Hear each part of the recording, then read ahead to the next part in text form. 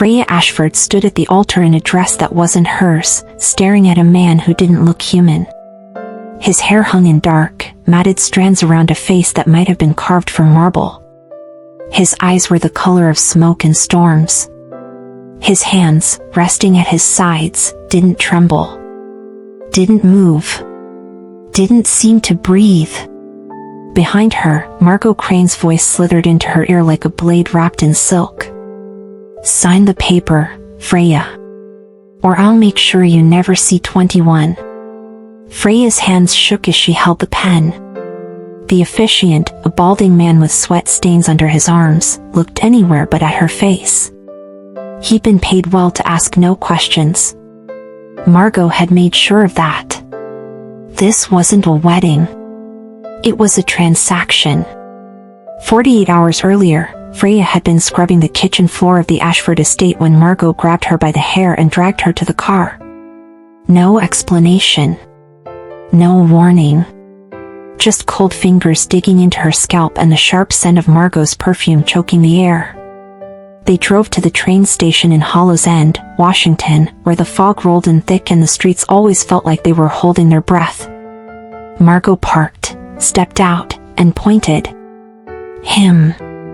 Freya followed her stepmother's finger to the man sitting against the brick wall near the ticket booth. A beggar. Everyone in town had seen him. No one talked to him. He wore a tattered wool coat that looked older than the building behind him. His boots were split at the seams. His face was hidden beneath the shadow of his hood. "You're going to marry him," Margot said. Freya laughed. It came out strangled, bitter. "You've finally lost your mind." Margot's smile was sharp enough to draw blood. She pulled a manila folder from her purse and opened it. Inside were medical documents, psychiatric evaluations, legal petitions. All of them claimed that Freya Ashford was mentally unstable, delusional, a danger to herself. All of them were forgeries. But they had Margot's signature. A doctor's signature. A lawyer's seal. "One word from me," Margot whispered, "and you'll spend the next 10 years in a facility where no one will ever hear you scream. Or you marry him, sign a few papers, and stay quiet. Your choice." Freya's throat closed. She looked at the beggar again. He hadn't moved. Hadn't acknowledged them. "Why?" Freya's voice cracked. "Because I need you gone," Margot said simply. "And this is the cleanest way to do it." Freya wanted to run. Wanted to fight. But she had no money. No allies. No proof. Margot had spent 7 years making sure of that. Margot approached the beggar, crouched down, and spoke in a low voice. Freya couldn't hear the words, but she saw Margot slide a thick envelope across the pavement. Cash. Thousands, probably. The man's head lifted. For the first time, Freya saw his eyes. They were gold. Not brown. Not hazel. Gold, like old coins at the bottom of a well. He stared at Margot for a long moment. Then his gaze shifted to Freya. Something passed between them. A flicker of recognition. Impossible. She'd never spoken to him. Never even looked at him directly. Except once. 3 weeks ago, she'd bought him coffee. Set it down beside him with a sandwich she couldn't afford. She hadn't said anything. Hadn't waited for thanks. She just left it and walked away. The man's voice, when he finally spoke, was deep and rough, like gravel scraped over silk. "I'll do it." Now, standing in the courthouse with her hand cramping around a pen, Freya felt the weight of those 2 words crushing her chest. The officiant cleared his throat. "Do you, Freya Danielle Ashford, take this man to be your lawfully wedded husband?" She looked at the beggar. Up close, she could see details that didn't make sense. His skin was too pale, almost translucent. His lips had no color. And when the fluorescent lights flickered overhead, his eyes flashed gold again. He wasn't sweating. Wasn't breathing. The room was 70 degrees, but when his hand brushed hers to take the marriage certificate, his skin was ice cold. Freya's heart hammered. Every instinct screamed at her to run. But Margot's threat hung in the air like a noose. "I do," Freya whispered. The officiant turned to the man. "And do you take Freya Danielle Ashford to be your lawfully wedded wife?" The man's eyes never left Freya's face. "I do." His voice wrapped around her like smoke. Like a promise. Like a threat. The officiant stammered through the rest of the ceremony, hands shaking as he signed the papers. Margot stood in the corner, arms crossed, smiling like a cat that had just cornered a mouse. When it was over, the beggar turned to Freya. He leaned in, close enough that she could smell rain and ashes and something older. Something that didn't have a name. "You gave me coffee once," he said quietly. "I don't forget kindness." Freya's breath caught. He remembered. Before she could respond, Margot stepped forward, pulling another envelope from her purse. She shoved it toward the man along with a single sheet of paper. $10,000, she said briskly. "Sign this release, take the money, and disappear. You were never married. You never saw her again." The man looked at the envelope. Then at the paper. Then at Margot. He smiled. It was the most terrifying thing Freya had ever seen. "No," he said. Margot blinked. "Excuse me? I'll keep my wife, thank you." The color drained from Margot's face. "That wasn't the deal." "The deal," the man said, his voice dropping to something cold and ancient, "was that I marry her. I did. She's mine now." Freya should have been afraid. Should have protested. But something in his words made her feel safer than she had in 7 years. Margot's hands trembled. For the first time in Freya's life, she saw fear in her stepmother's eyes. "Fine," Margot hissed. "Then you'll both stay in the barn. You're not welcome in my house." "It's not your house," the man said softly. "It's hers." Margot turned and stormed out of the courthouse. Freya stood frozen, staring at the stranger she'd just married. "What's your name?" she whispered. "Kael," he said. "Kael Thorne." As they stepped outside into the gray afternoon, a black car pulled up to the curb. Sleek. Expensive. Tinted windows. The kind of car that didn't belong in Hollow's End. 2 men stepped out. They wore dark suits and moved like predators. One of them tilted his head, nostrils flaring. His eyes flashed red. He whispered something to his companion. Freya couldn't hear it, but she saw his lips form 2 words. "The king." The men didn't approach. They just watched. Kael's jaw tightened, but he said nothing. He placed a hand on Freya's lower back and guided her toward Margot's car. His touch burned like frost. Margot drove them back to the estate in silence. When they arrived, she pointed toward the old barn at the edge of the property. It hadn't been used in years. The roof leaked. The walls were rotting. "That's where you'll stay," Margot said. "Both of you. You're no longer part of this family, Freya." She turned and walked toward the mansion, her heels clicking against the cobblestones like a countdown. Freya stood in the cold, staring at the barn. Kael stood beside her, silent as a grave. Finally, she turned to him. Really looked at him. "What are you?" she asked. Kael's eyes met hers. In the fading light, they glowed like embers. He smiled again. Beautiful. Terrible. Your husband. And for the first time, Freya realized she hadn't just married a beggar. She'd married something far more dangerous. If you're already hooked, tell me in the comments where you're watching from. I'd love to know where you're out there, feeling this story with me. And if you haven't subscribed yet, do it now. Join the fastest growing vampire love stories community. We've got so much planned for you, and trust me, you don't want to miss what happens next. You're special. You're part of this. Because what Freya doesn't know yet is that the man standing beside her isn't just dangerous. He's the most powerful vampire in North America. And he's been watching her long before she ever gave him that coffee. Freya woke to silence. The kind of silence that felt like being buried alive.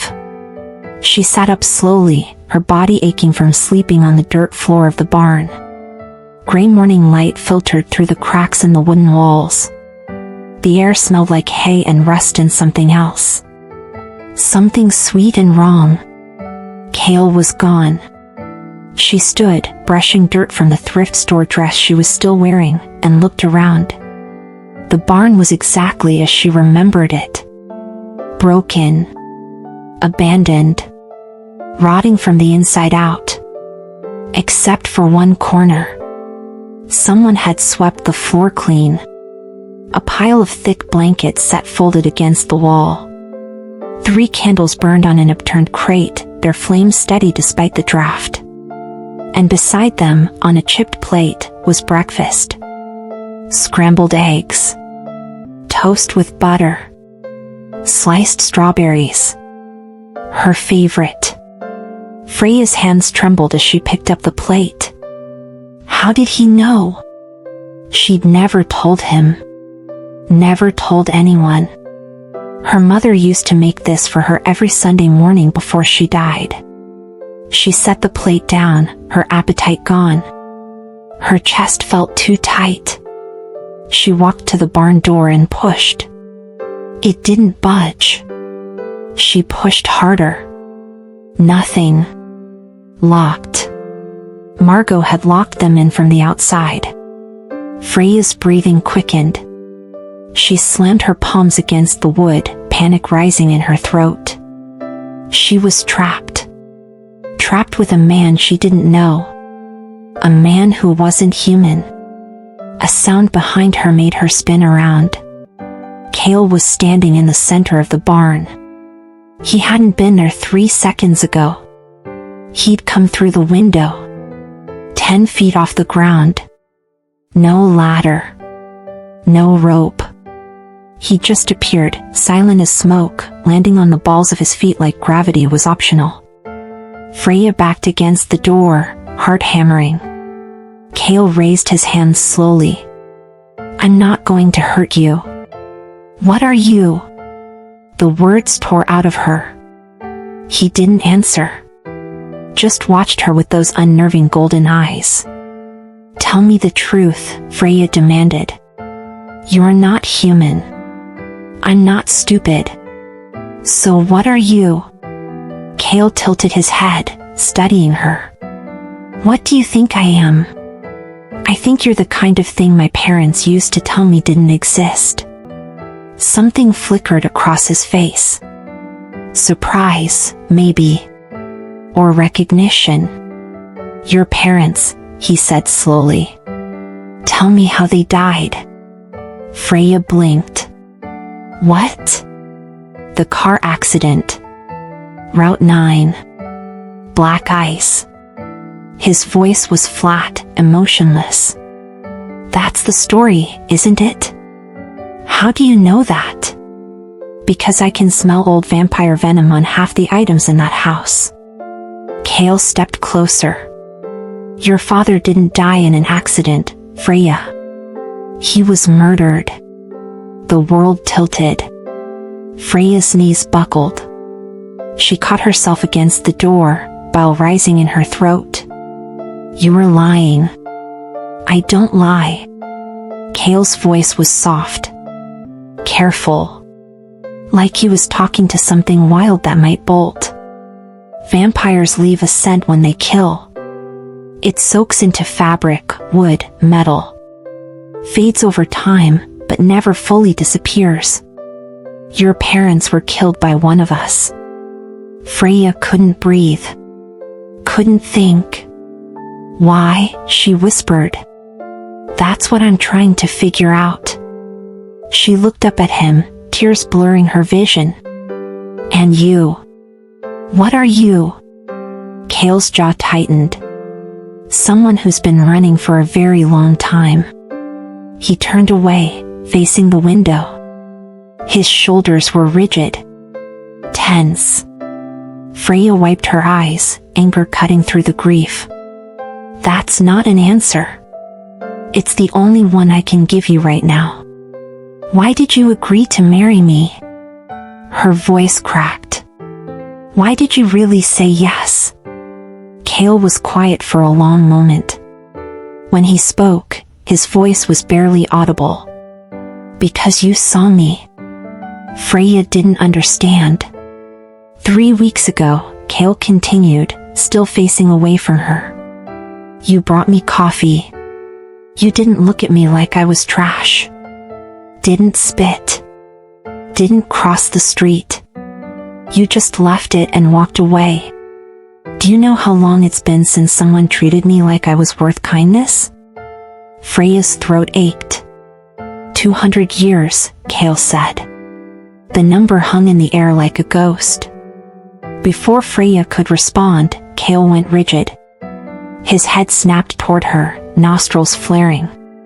His pupils dilated, swallowing the gold of his irises until his eyes were black. Don't move, he said hoarsely. Freya froze. What's wrong? His gaze dropped to her hand. She looked down. Blood. She'd cut her palm on a rusty nail sticking out of the doorframe. A thin line of red dripped down her wrist, bright and vivid against her pale skin. Kael's entire body went rigid. His hands curled into fists.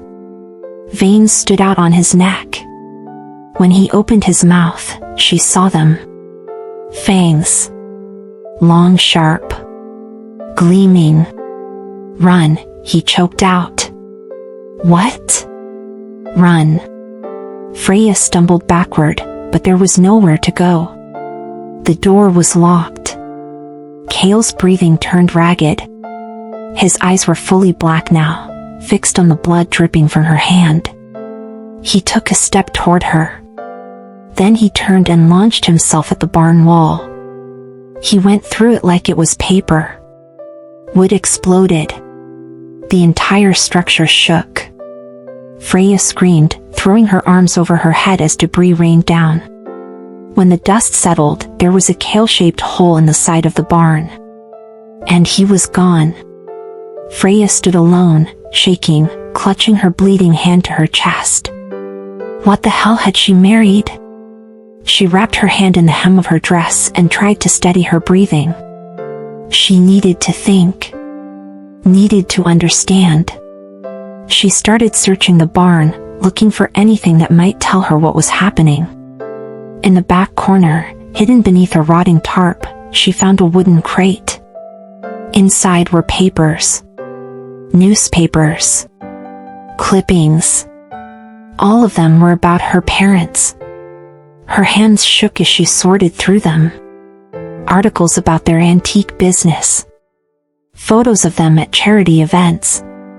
But beneath those were older clippings. Ones she'd never seen. Local girl missing. Third disappearance this month. Federal investigation into human trafficking ring. Antique dealers aid and rescue operation. Freya's heart pounded. Her parents hadn't just been antique dealers. They'd been involved in something bigger. Something dangerous. At the bottom of the crate, she found a journal. Her father's handwriting. She opened it to the last entry, dated 3 days before the accident. We're getting close. Roderick Kane is the center of it all. If we can expose him, we can save dozens of lives. Maybe hundreds. But if he finds out what we know, we're dead. I've made arrangements. If anything happens to us, the evidence goes to the FBI. And Freya will be protected. She has to be. She doesn't know what she carries. What her blood can do. Margot can never find out. No one can. The words blurred. Freya's hands shook so hard she nearly dropped the journal. Roderick Kane. The same name Kael had mentioned. What did her blood do? What had her parents been hiding? The barn door burst open. Freya spun around, clutching the journal to her chest. Kael stood in the doorway. His eyes were black. His shirt was gone. His chest and hands were covered in blood. Fresh blood. Still dripping. He looked like death walking. Freya's voice came out as a whisper. What did you do? Kael stepped inside, his movements slow, controlled. Predatory. I killed 3 men tonight, he said, his voice raw. They were coming for you. Roderick Kane knows you're here. Freya's blood turned to ice. Who is Roderick Kane to you? Kael's eyes met hers. For the first time, she saw something in them that looked like pain. My brother. Wait. What? If your jaw just hit the floor, drop your reaction in the comments right now. I need to know if you saw that coming. And if you're binge watching this, subscribe. You're part of our family now, and things are about to get so much darker. Freya couldn't breathe. The beggar she'd married was a vampire. And his brother might have killed her parents. The barn felt like it was closing in. The candles flickered. Shadows danced across Kael's blood-covered chest like living things. Your brother, Freya repeated, her voice hollow. Roderick Kane is your brother. Kael's jaw clenched. Not by blood. By choice. He was my second in command for 200 years. My most trusted general. My friend. Was? He tried to kill me 6 months ago. Kael's voice was flat, emotionless. He wanted my throne. So he staged a coup. Turned half my court against me. Burned my territories. Slaughtered everyone loyal to me. Freya's mind raced. Throne. Court. Territories. You're not just a vampire, she whispered. You're their king. Kael didn't deny it. The silence stretched between them like a chasm. Freya's hands shook. She held up the journal, her father's words still burning in her mind. Did you know? When you agreed to marry me, did you know who I was? Kael's eyes met hers. No hesitation. Yes. The word hit her like a fist. You used me. Her voice cracked. This whole time, you were just using me. No. Kael stepped forward. Freya stepped back. I've been hunting Roderick's network for months. Your parents got caught in the middle of a war they didn't understand. They were trying to save people. They died because of me. Because Roderick wanted to hurt me, and anyone who threatened his operations became a target. Freya's vision blurred with tears. So they died for nothing. They died as heroes. Kael's voice softened. They saved 17 people before Roderick found out. 17 lives that would have been sold, drained, destroyed. Your parents weren't collateral damage, Freya. They were warriors. She wanted to scream. Wanted to collapse. Wanted to wake up and discover this was all a nightmare. Instead, she ran. She bolted for the hole Kael had punched through the barn wall and threw herself through it. Her feet hit wet grass. Cold night air slammed into her lungs. She ran toward the mansion, toward something familiar, toward anything that made sense. She made it 10 feet before the world exploded with movement. 5 figures dropped from the trees surrounding the barn. They landed in a circle around her, silent as death. Their eyes glowed red in the darkness. Vampires. Freya froze, her heart hammering so hard she thought it would burst. One of them stepped forward. A woman with silver hair and a smile like broken glass. Well, the woman purred. The little bride. Behind her, the mansion's back door opened. Margot stepped out, wrapped in her silk robe, a satisfied smile on her face. "Take her," Margot said. "Our deal still stands. You clear my debt, and she's yours." Freya's blood turned to ice. "You sold me again?" Margot shrugged. "You're more valuable than I thought, darling. Roderick Kane is willing to pay triple what I owe him just to get his hands on you. I'd be stupid to pass that up." The silver-haired vampire moved closer, reaching for Freya. And then Kael was there. He didn't walk. Didn't run. He simply appeared between Freya and the vampires, moving faster than her eyes could track. The beggar was gone.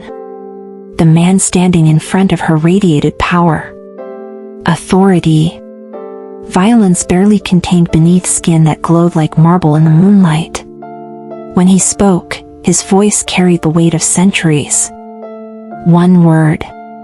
In a language Freya didn't recognize. Ancient. Guttural. Final. 4 of the 5 vampires dropped to their knees instantly, heads bowed, bodies trembling. "My lord," one of them gasped. "You're alive."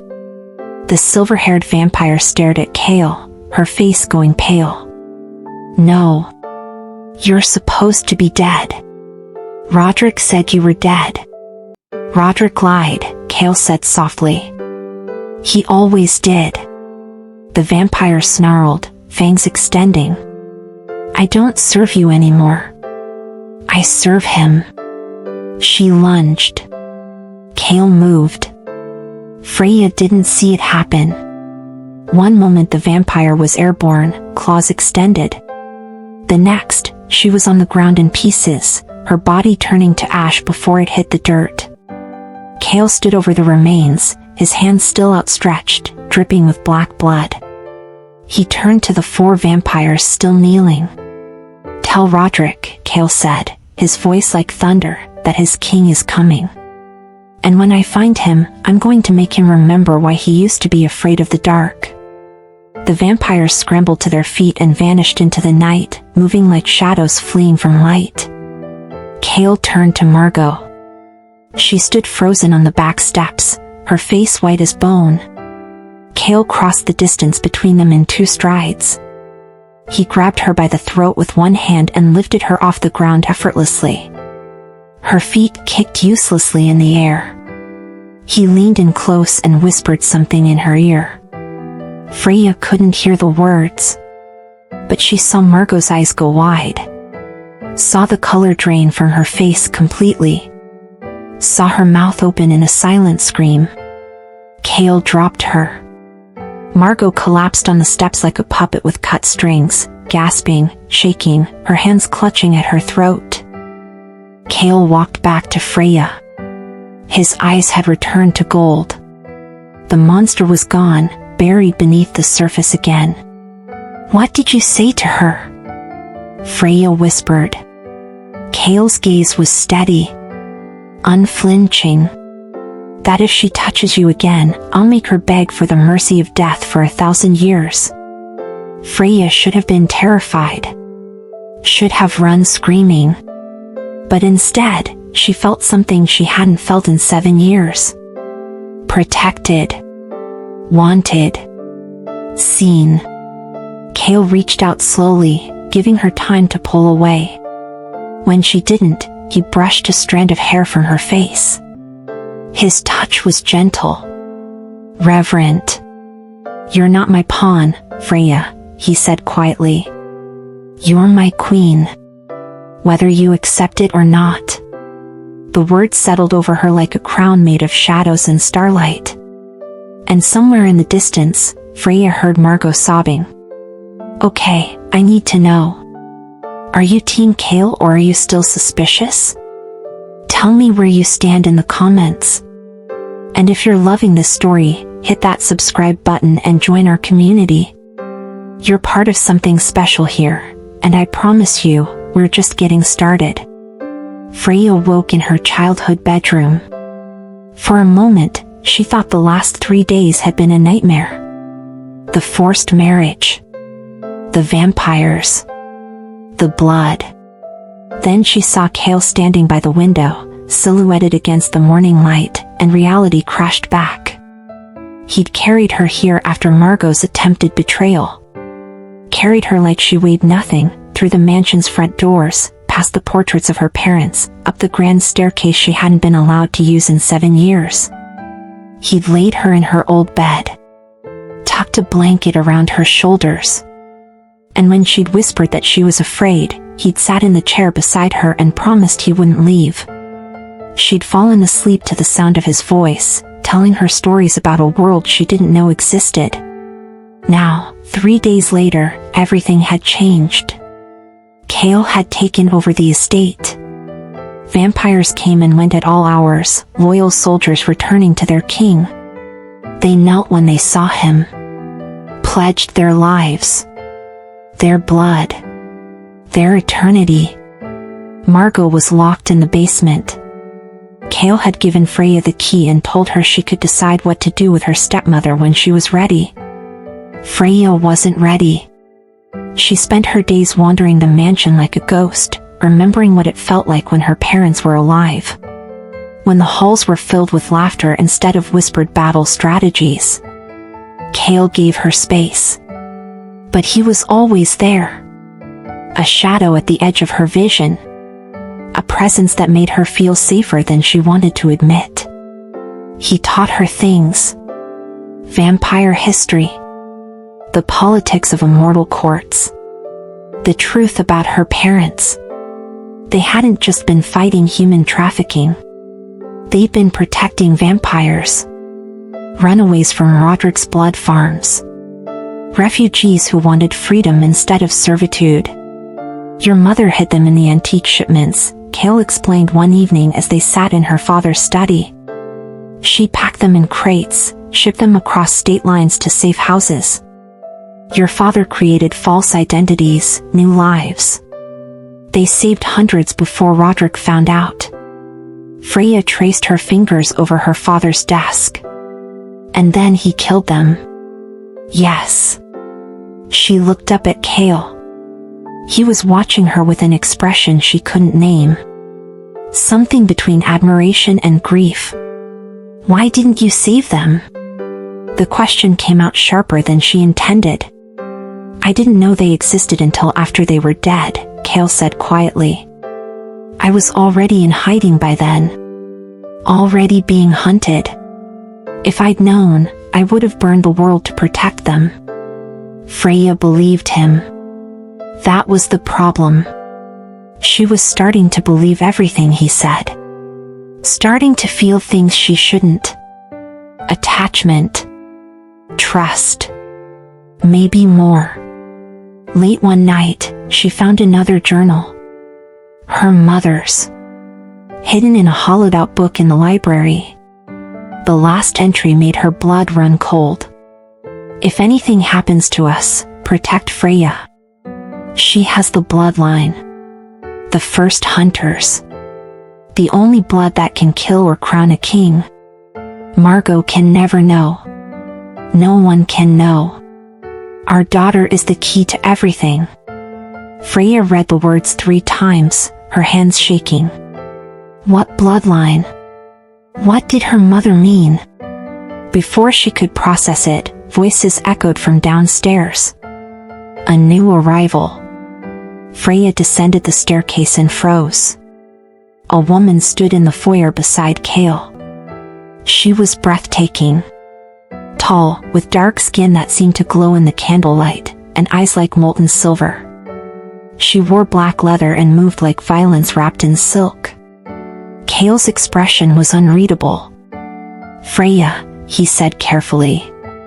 "This is Isla. She's an old ally." Isla's smile was sharp as she looked Freya up and down. "So this is the human bride everyone's talking about. How charming." Something twisted in Freya's chest. "Isla's been hiding from Roderick too," Kael continued. "She's offered intelligence, resources, soldiers." "How generous," Freya said, her voice colder than she intended. Isla laughed, a sound like breaking glass. "I like her. She's got fire." She turned to Kael. "We should talk. Privately." Kael nodded. They disappeared into his study and closed the door. Freya stood alone in the foyer, feeling like an outsider in her own home. Over the next 2 days, Isla became a constant presence. She and Kael spent hours behind closed doors, planning, strategizing, whispering in languages Freya didn't understand. And every time Isla looked at Freya, her smile said the same thing. "You don't belong here." On the third evening, Isla found Freya in the garden.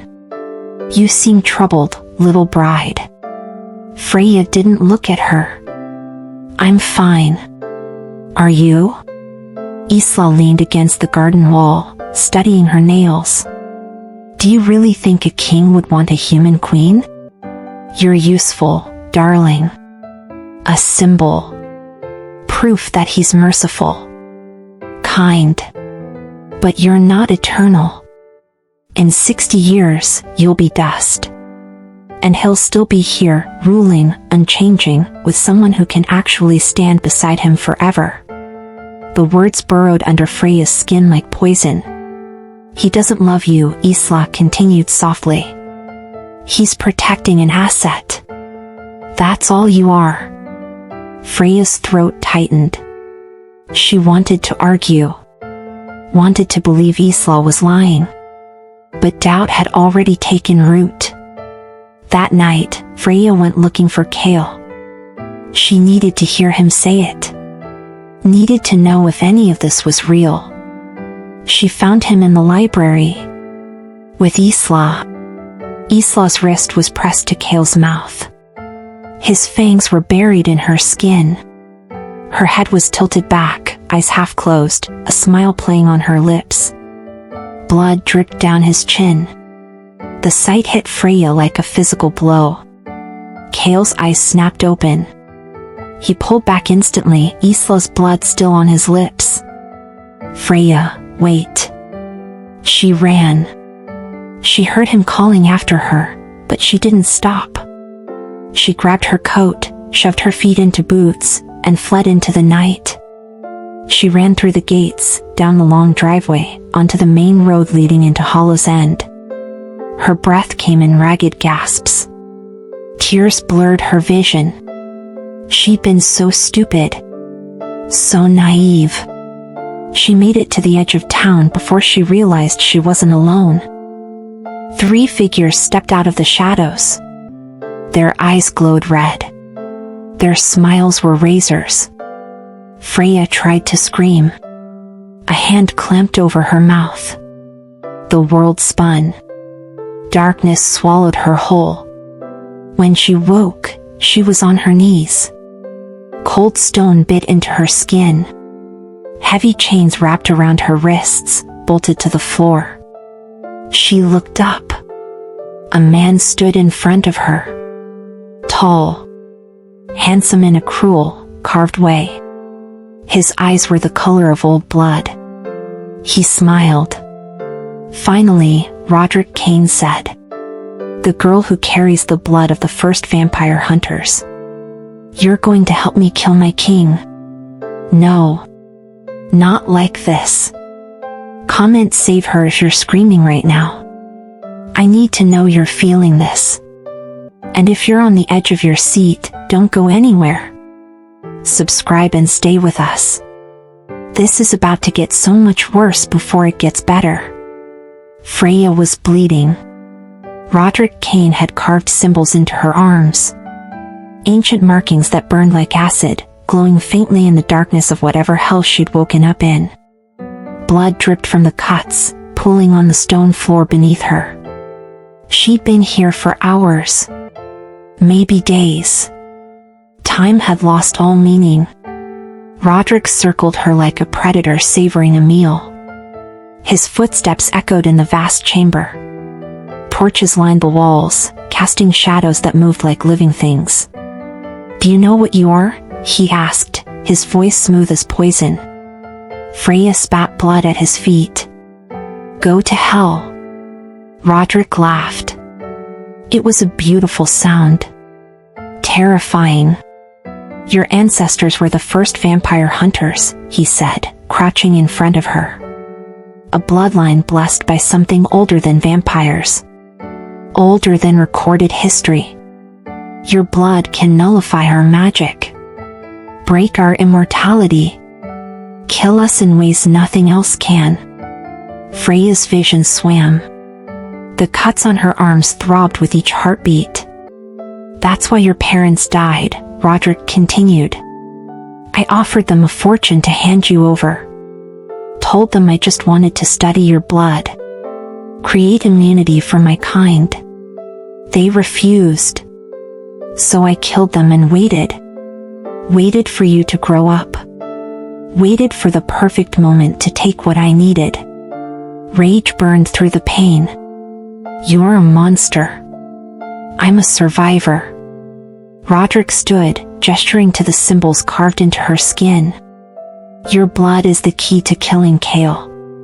Once this ritual is complete, his immortality will shatter. He'll be vulnerable. Mortal.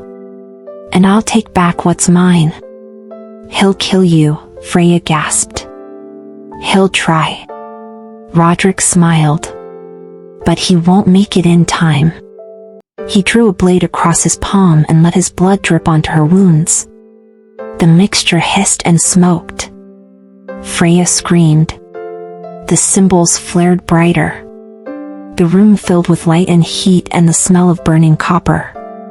Somewhere in the distance, something roared. The entire building shook. Roderick's head snapped toward the door. His smile faltered. "Impossible. He can't have found us this fast." Another roar. Closer. The sound of breaking stone. Screaming. Roderick cursed in a language Freya didn't know and ran from the room, slamming the iron door behind him. Freya was alone. She looked down at her arms. The symbols were still glowing, still burning. Her blood dripped steadily onto the floor.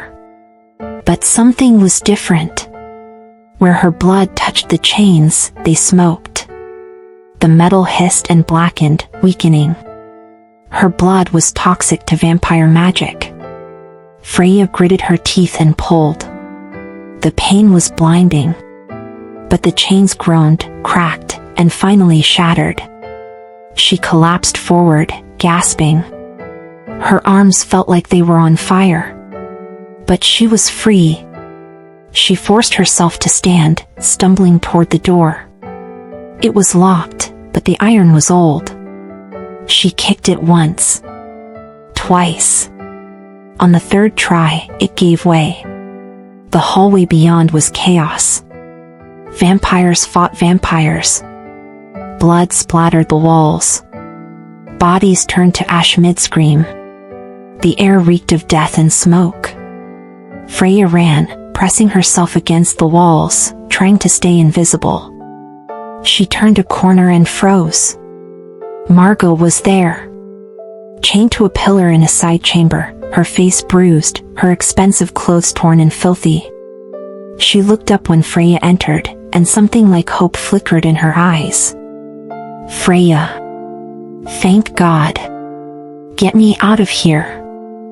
Freya stared at her stepmother. The woman who'd made her life hell. Who'd sold her. Twice. Why are you here? Freya's voice was hollow. Roderick took me as insurance, Margot said quickly. In case you didn't cooperate. Please. We can leave together. Start over. I'm sorry for everything. I'm so sorry. Lies. Freya could see them in her eyes. Tell me the truth, Freya said coldly. Or I leave you here to burn. Margot's facade cracked. Her face twisted with something ugly. Fine. I knew about your bloodline. Your mother told me years ago when she was drunk and terrified. Said you were special. Dangerous. I didn't understand until Roderick explained it. He offered me everything. Money. Power. Immortality. All I had to do was give him access to you. Freya's world tilted. The car accident, she whispered. Margot looked away. I told Roderick where they'd be that night. What route they'd take. He did the rest. Freya couldn't breathe. Couldn't think. Couldn't feel anything but rage. She'd lived with her parents' murderer for 7 years. Freya, please. Margot's voice turned desperate. I'm family. Blood. You can't just leave me.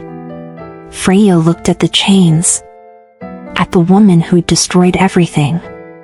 She had a choice. Every part of her wanted to walk away. To let Margot die screaming. But she wasn't a monster. Not yet. Freya grabbed a metal rod from the floor and broke the lock on Margot's chains. You have 5 minutes to get out of this building. After that, you're on your own. She turned and ran before Margot could respond. The sounds of battle grew louder. Freya followed them, her heart pounding. She burst into a massive chamber and stopped dead. Kael was there. Fighting Roderick. It was like watching gods collide. They moved faster than her eyes could track, blurs of violence and power. The walls cracked where they struck. The floor shattered beneath their feet. But Kael was losing. He was slower. Weaker. Blood poured from a dozen wounds. His movements were sluggish, human. The ritual. Her blood. It was working. Roderick laughed, driving Kael to his knees. You should have stayed dead, old friend. Now I get to kill you myself. Freya didn't think. She ran forward, pulling a shard of broken glass from the floor. She dragged it across her palm, opening the wound wide. Kael. He looked up, his golden eyes meeting hers. She thrust her bleeding hand toward him. If my blood can hurt you, maybe it can save you too. Understanding flashed across his face. Roderick lunged for her. No. Kael was faster. He caught Freya's wrist and pulled her hand to his mouth. His fangs sank into her palm. He drank. The world exploded with light. Kael's eyes ignited, blazing gold so bright Freya had to look away. Power radiated from him in waves that shook the entire building. The wounds on his body closed. His strength returned tenfold. He rose to his feet, still holding Freya's hand, his mouth still pressed to her skin. And something shifted between them. A bond. Ancient. Forbidden. Eternal. Freya felt it snap into place like a chain wrapping around her soul. She could feel Kael's heartbeat as if it were her own. Could feel his rage, his fear, his hunger. His love. Kael released her hand gently and turned to Roderick. When he spoke, his voice carried the weight of empires. You just made her the first human queen in vampire history. Roderick's face went white. He screamed and charged. Wait. Did that just happen? Are you breathing? I'm not. Comment if your heart is racing right now. Because this final battle is about to be insane. Kael moved like death incarnate. Empowered by Freya's blood, he was no longer the wounded king barely holding on. He was a force of nature. A god of vengeance wrapped in flesh that glowed like moonlight. Roderick's first strike never landed. Kael caught his fist mid-swing and crushed it. Bone shattered. Roderick howled. They collided again, and this time the entire chamber exploded. Stone crumbled. The ceiling cracked. Freya scrambled backward as chunks of debris rained down. She watched, transfixed and terrified, as Kael became the legend he'd always been. He was beautiful. Terrible. Unstoppable. Every movement was precise. Calculated. Centuries of skill and rage compressed into strikes that shattered Roderick's defenses like glass. But Roderick was ancient too. Cunning. Desperate. He feinted left, then blurred past Kael's guard and appeared beside Freya. His hand closed around her throat, lifting her off the ground. Kael froze. One more step, Roderick hissed, and I snap her neck. Freya clawed at his grip, gasping. Her vision spotted. The bond she now shared with Kael screamed in her chest, flooded with his fury and fear. Roderick's mouth was close to her ear. I can give you immortality, girl. Right now. One bite and you'll never age. Never die. You'll be powerful beyond imagining. All you have to do is choose me instead of him. Freya's lungs burned. Darkness crept at the edges of her vision. He'll watch you wither and die, Roderick whispered. In 60 years, you'll be dust and he'll still be here. Still ruling. Still alone. Is that the life you want? To be a footnote in his eternal story? Freya's eyes found Kael's across the chamber. He stood motionless, every muscle coiled, agony written across his face. The most powerful vampire in North America, helpless. Because of her. She thought of the coffee she'd left beside a homeless stranger. The way he'd remembered when no one else had seen him at all. The way he'd called her his queen when she was nothing but an orphaned girl in a thrift store dress. Freya stopped struggling. She met Roderick's eyes and smiled through the pain. I'd rather have 60 years with someone who sees me, she choked out, than eternity with someone who only sees what I can give him. Roderick's face twisted with rage. Then die. His grip tightened. Freya didn't close her eyes. She kept them locked on Kael. And Kael moved. He crossed the distance faster than thought. Faster than light. One moment he was across the chamber. The next, his hand was through Roderick's chest. Roderick's eyes went wide. His grip on Freya's throat released. She collapsed, gasping. Kael pulled his hand back, and Roderick stumbled. Black blood poured from the wound. He looked down at the hole where his heart used to be, then up at Kael. You were my brother, Kael said softly. I would have died for you. And you betrayed everything we built for power you were never strong enough to hold. Roderick opened his mouth to speak. Kael didn't let him. He placed one hand on Roderick's head and spoke a single word in the old language. Roderick turned to ash. 3 centuries of life, gone in a breath. The ash drifted to the floor like snow. Silence filled the chamber. Then, one by one, vampires emerged from the shadows. Dozens of them. Kael's soldiers. Roderick's former followers. all of them staring at their king, alive, victorious, unstoppable. They knelt. Every single one. The sound of their bodies hitting stone echoed like thunder. "My king," they whispered in unison. "Our king." Kael didn't acknowledge them. He turned to Freya, crossed to where she knelt, and gently helped her to her feet. His hands were steady, reverent.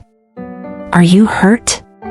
Freya shook her head, though her throat ached and her arms still burned from Roderick's ritual markings. Movement caught her eye. Through the shattered wall of the chamber, dawn was breaking. Golden light spilled across the horizon.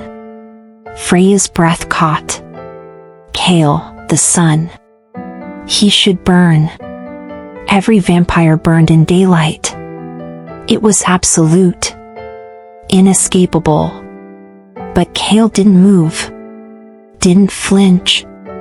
The sunlight touched his skin, and instead of flames, he glowed. Freya stared. The vampires behind them gasped. "Your blood," Kael said quietly, wonder in his voice. "It changed me." For the first time in 300 years, the Vampire King stood in daylight. He looked at Freya, and his expression was raw. Vulnerable. Human. Then he knelt. The most powerful creature in North America, kneeling before an orphaned girl in a blood-stained dress. "I was a king who lost everything," Kael said. "You gave me a kingdom worth protecting. Will you rule beside me?" Freya's throat tightened. Tears blurred her vision. "Only if you promise me one thing. Anything. No more secrets." Kael smiled. It was real. Genuine. Devastating. No more secrets. Freya pulled him to his feet and kissed him. The vampires around them erupted in whispers, but Freya didn't care. She'd married a beggar and found a king. She'd been sold like property and became a queen. Her life had never been her own. Until now. 3 months later, the world looked different. Margot Crane was in prison, charged with conspiracy, embezzlement, and accessory to murder. The evidence Freya's parents had hidden was enough to bury her for life. Freya turned 21 on a cold December morning. She inherited the Ashford estate, every dollar, every acre, everything her parents had built. She signed half of it over to a foundation for trafficking survivors. In her parents' name. The rest, she kept. Because she'd earned it. Survived for it. Bled for it. Kael stood beside her through all of it. Her husband. Her king. Her choice. One evening, as snow began to fall, Freya led him back to the barn where they'd spent their first night as husband and wife. Someone had repaired it. The roof no longer leaked. The walls were solid. Candles burned in the windows. "Why here?" Kael asked. "Because this is where it started," Freya said. "Where you told me I should be afraid of you. Where I realized I wasn't." She turned to face him. "I'm staying human. For now." Kael's expression didn't change. "I know. I want to live this life first," Freya continued. "Grow old. Experience everything I was supposed to have before Margot stole it. And then, when I'm ready, if I'm ready, we can talk about forever." Kael cupped her face gently. "Then I'll love you through every mortal breath. And every immortal eternity after." They kissed as the sun set behind the mountains. The last light caught them both, painting them gold. Kael's shadow, for the first time in 3 centuries, matched his body perfectly. And Freya's shadow, just barely, showed the hint of fangs. She thought marrying a beggar was the end of her story. It was only the beginning. Because some love doesn't just last a lifetime. It lasts forever. And sometimes the monsters we fear are the ones who save us. Sometimes kindness is the most powerful magic of all. And sometimes the girl who has nothing becomes the woman who has everything, because she chose to see the invisible, love the broken, and crown the forgotten. If this story destroyed you in the best way possible, hit that subscribe button right now. Comment forever if you want more stories like this. And tell me where you're watching from. I love knowing you're out there, feeling this with me. You're part of our family now. This community. This journey. And we're just getting started. There are so many more stories to tell. So many more hearts to break and mend. Don't miss what comes next. You're special. You matter. And I can't wait to take you on the next ride.